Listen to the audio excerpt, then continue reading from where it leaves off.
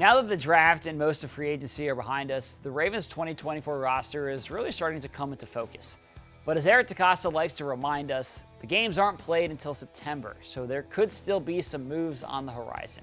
With that in mind, where are the Ravens most likely to make those moves in the late stages of free agency? There are three spots that stand out to me. That's offensive line, wide receiver, and safety. The Ravens were interested in adding another offensive lineman earlier in this draft, but the board didn't fall that way.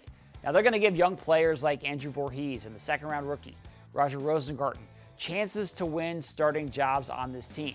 But if the Ravens don't feel like some of the young players are ready to compete after the spring practices and ready to step in as starters at the beginning of the season, well, then they could add a veteran to come in here and challenge those players in training camp. At receiver, the Ravens dabbled in the veteran market earlier in the offseason with a couple of reported visits.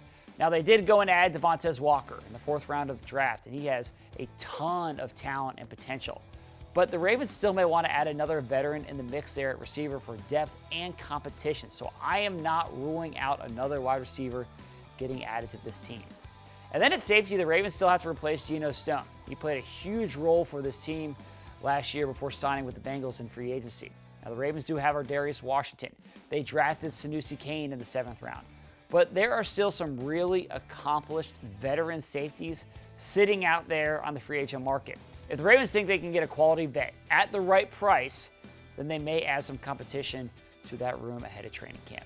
Now, offensive line, wide receiver, and safety, those are the three spots that I think you should watch. I don't expect any blockbuster moves at any of those positions, but I do think the Ravens could look for opportunities between now and week 1 to add some veteran quality pieces to the equation.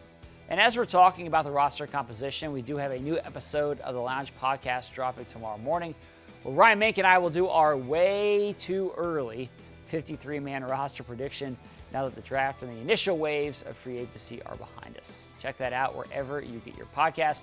Also, before I go, I want to give a shout out to our friends at Microsoft Surface. Check them out for all your technology needs. Thanks for watching. I'll see you again tomorrow.